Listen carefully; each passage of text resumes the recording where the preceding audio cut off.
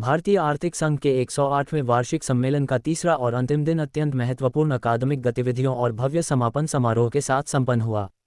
इस दिन सम्मेलन में 22 समानांतर पैरेलल तकनीकी सत्रों का आयोजन किया गया, जिनमें देश विदेश से आए विद्वानों ने विभिन्न विषयगत क्षेत्रों पर अपने शोध पत्र प्रस्तुत किए।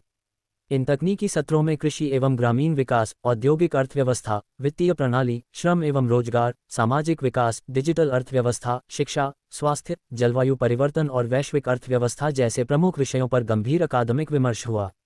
समापन समारोह में राज्यपाल का संबोधन। सम्मेलन के समापन समारोह में तमिलनाडु के माननीय राज्यपाल श्री आर.एन. रवि मुख्य अतिथि के रूप में उपस्थित रहे।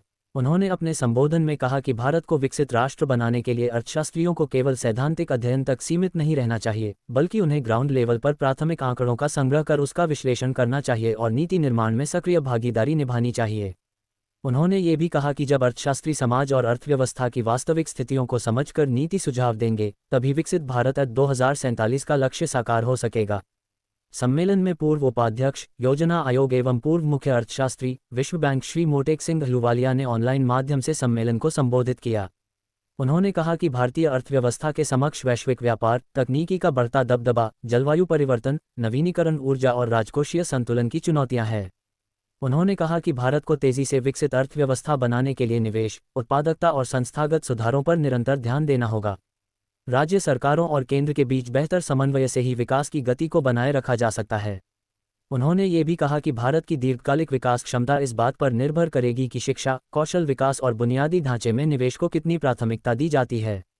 विद्वानों की सक्रिय भागीदारी। तीसरे दिन आयोजित सभी तकनीकी सत्रों में शोधार्थियों और वरिष्ठ विद्वानों ने अपने अपने क्षेत्रों में नवीनतम शोध निष्कर्ष प्रस्तुत किए, जिनमें भारतीय अर्थव्यवस्था की वर्तमान चुनौतियों और भविष्य की संभावनाओं पर व्यापक चर्चा हुई।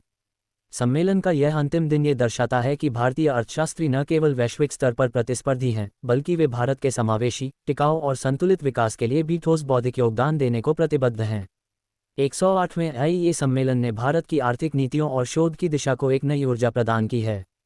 3 दिनों तक चले इस राष्ट्रीय अंतर्राष्ट्रीय संवाद ने ये स्पष्ट किया कि ज्ञान, डेटा और नीति का समन्वय ही भारत को एक विकसित राष्ट्र बनाएगा।